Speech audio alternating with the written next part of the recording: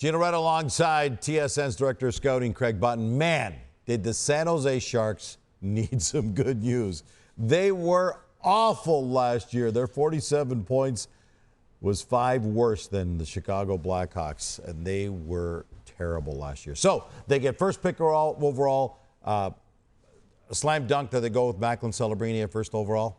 Slam dunk. Slam dunk. Okay, so Macklin Celebrini, let's just be very clear here.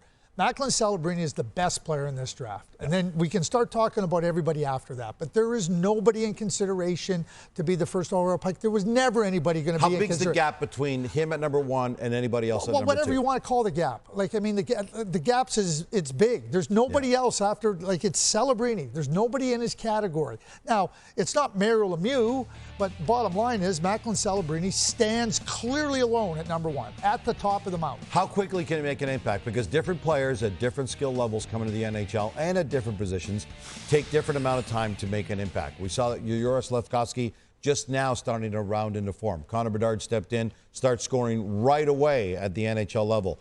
How long before Macklin Celebrini starts making an impact?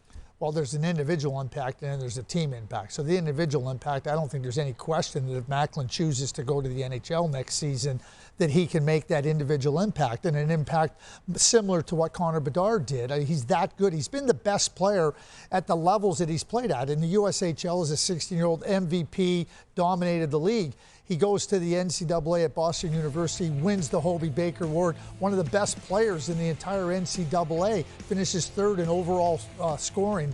It's a 17-year-old kid. I mean, so I don't have any question that as an individual, and because of his talents, his brains, that he can come in and make that individual impact.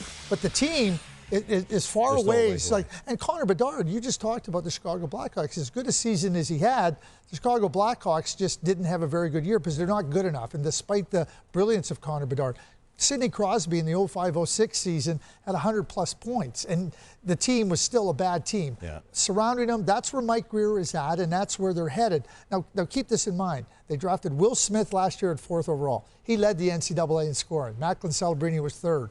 You want to start building your team. You want to start building your team at the core with foundational pieces.